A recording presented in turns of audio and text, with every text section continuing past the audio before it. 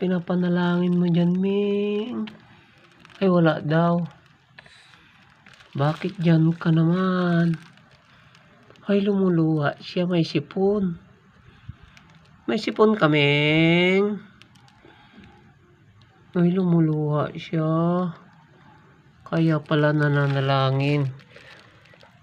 Para daw gumaling yung sipon. Oh, talaga naman si Mingming.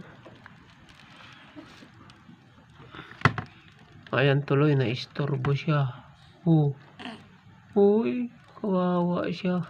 May sipon, guys. Ito yung mga sakit ng mga pusa. Pag masyadong malamig, sinisipon sila. Ayan. Ito ang sipon. Oh, nananalangin para daw gumaling siya. Ay, Mingming, wawa siya. Dahil sa sipon lumuluha. Oh, nalalangin ang Mingming ko. Wawa siya. May sakit kaming sipon.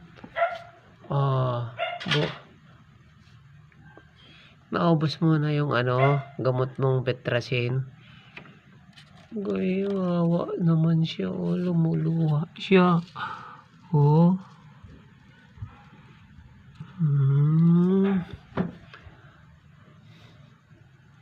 Katingala siya. Tingala na, Ming. Wawa naman Mingming ko. Oh. Tulog na siya. Tulog ka na, Ming. Ha?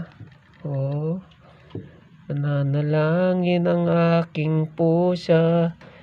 Kanina pa nandyan. Ayaw kumain. Parang tao rin pag may sakit.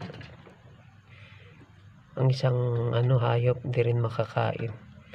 Ito sinisipon kaya siguro nakatingala siya.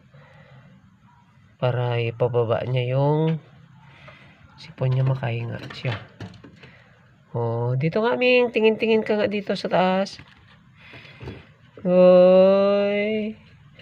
Wawa siya. Oh. Nandyan kanina pa. Kanina pa bago magdilim. Anong oras na, oh. Nandyan siya. Kahit tawagin mo siya, ayaw.